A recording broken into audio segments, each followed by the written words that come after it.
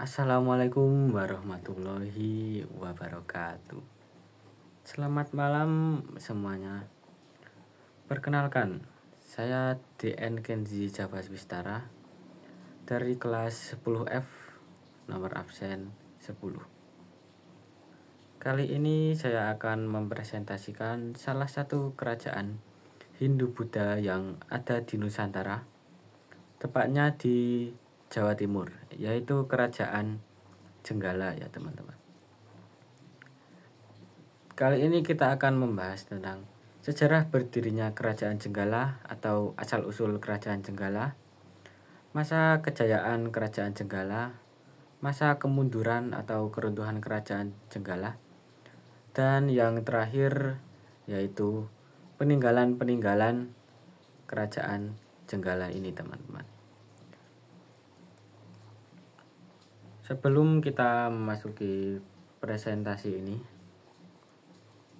izinkan saya mengasih tahu teman-teman apa itu Kerajaan Jenggala.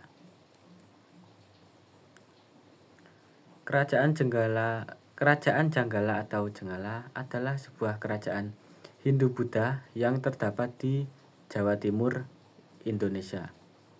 Kerajaan ini berdiri antara tahun 1042 sampai tahun 1135. Kerajaan Jenggala ini memiliki wilayah membentang dari Tambelang atau Tembelang, Jombang hingga Banyuwangi, Jawa Timur. Yang saat ini menjadi pusat wilayah kebudayaan Wetanan. Kerajaan Jenggala ini merupakan salah satu kerajaan hasil pembelahan Kerajaan Kahuripan yang didirikan oleh Airlangga. Jadi Kerajaan Kahuripan ini dibelah menjadi dua kubu ya teman-teman, yaitu Kerajaan Jenggala dan Kerajaan Kediri. Pembelahan Kerajaan Kahuripan ini saat Kerajaan Kahuripan dipimpin oleh Raja Airlangga. Kerajaan Jenggala ini diperintah oleh Wangsa Isyana. Dan diperkirakan lokasi pusat kerajaan yang sekarang ini berada di wilayah Porong, Sidoarjo, Jawa Timur. Dan pusat kerajaan ini yaitu di Kahuripan. Selanjutnya ada asal-usul kata Jenggala. Ya. Kata Jenggala ini berasal dari bahasa Sanskerta Jangala. Tulisannya dalam bahasa Sanskerta seperti itu ya teman-teman. Yang berarti kasar dan gersang. Meskipun kata Sanskerta itu merujuk pada tanah kering, telah ditemukan bahwa penafsiran Inggris ke India menyebabkan konotasinya menjadi sekumpulan belukar berbelit-belit yang lebat. Nama Jenggala ini juga diperkirakan berasal dari kata Hujung Galuh atau disebut juga Jungyalu. Berdasarkan catatan Cina pada tahun 1225, yaitu di buku Zhu Fanzi yang ditulis oleh Zhao Rugua. Pada masa kerajaan Medang dan Kahuripan, Hujung Galuh ini dikenal sebagai pelabuhan yang kemungkinan terletak di daerah Canggu, Jetis, Mojokerto, Jawa Timur. Dan ini adalah peta kekuasaan Kerajaan Jenggala. Tepat sekali ya teman-teman, Kerajaan Jenggala ini berada di Jawa Timur. Dan kekuasaan ini dari timur, dari paling timur Banyuwangi sampai mana itu? Pokoknya sampai situlah teman-teman. Dan di sebelah kirinya itu ada wilayah kekuasaannya Kerajaan Kediri atau Kerajaan Panjalu, yaitu saudaranya Kerajaan Jenggala ini teman-teman. Ya, kita akan memasuki sejarah berdirinya atau asal-usul dari kerajaan Jenggala ini, teman-teman.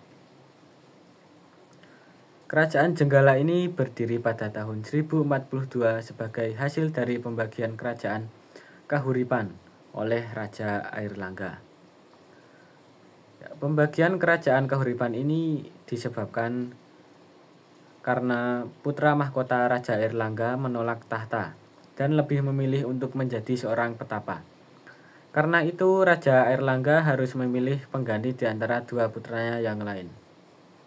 Yang kemudian Raja Airlangga ini memutuskan untuk membagi kerajaan Kahuripan ini menjadi dua kubu agar tidak terjadi konflik satu sama lain dari anak-anaknya ini.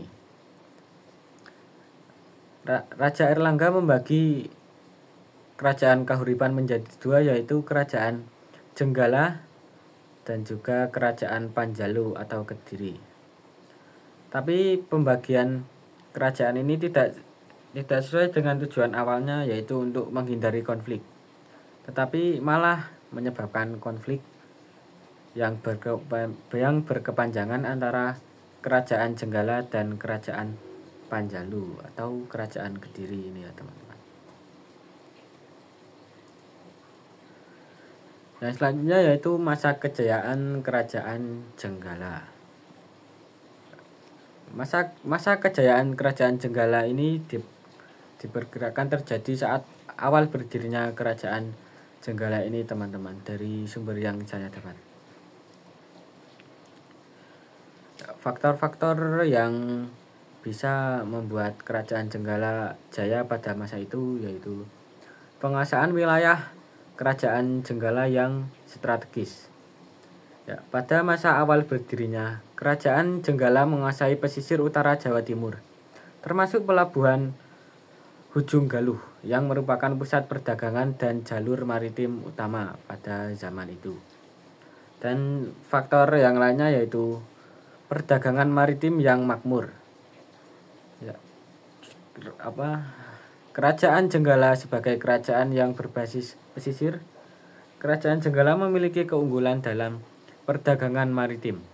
Itu semua karena kerajaan Jenggala menguasai pelabuhan Ujung Galuh yang merupakan pusat perdagangan.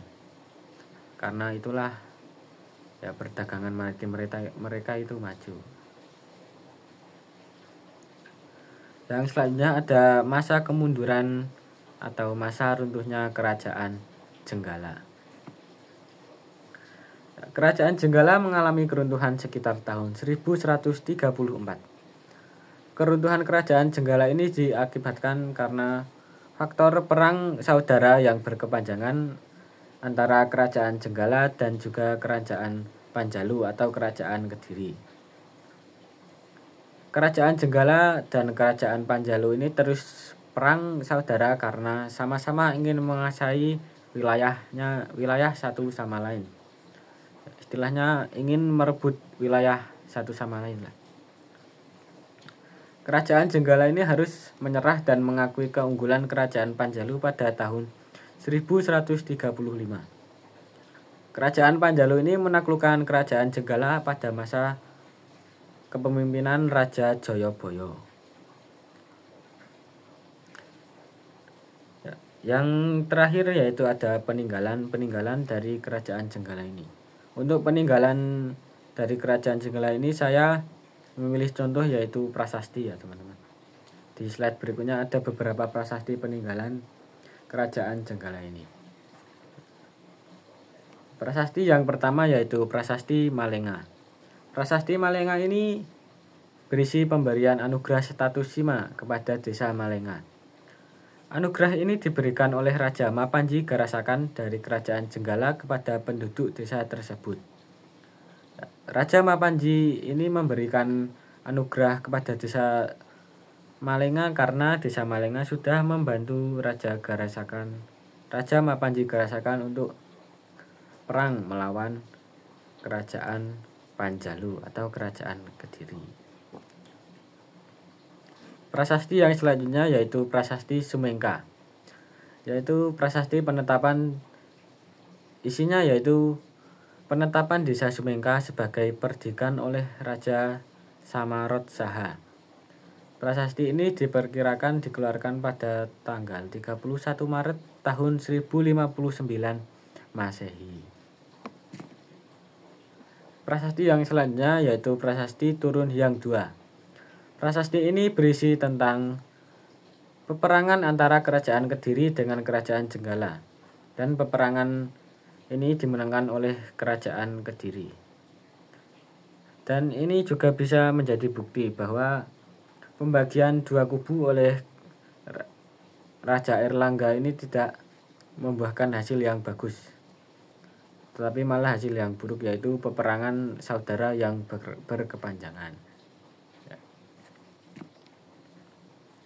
Oke, dan ini untuk sumber-sumber yang saya gunakan untuk membuat PPT ini. Yang pertama ada dari kumparan.com, yang kedua dari Kompas, yang ketiga juga dari Kompas, dan yang terakhir ada dari Wikipedia. Ya. Sekian presentasi dari saya. Ada kurang lebihnya mohon maaf. Wassalamualaikum warahmatullahi wabarakatuh.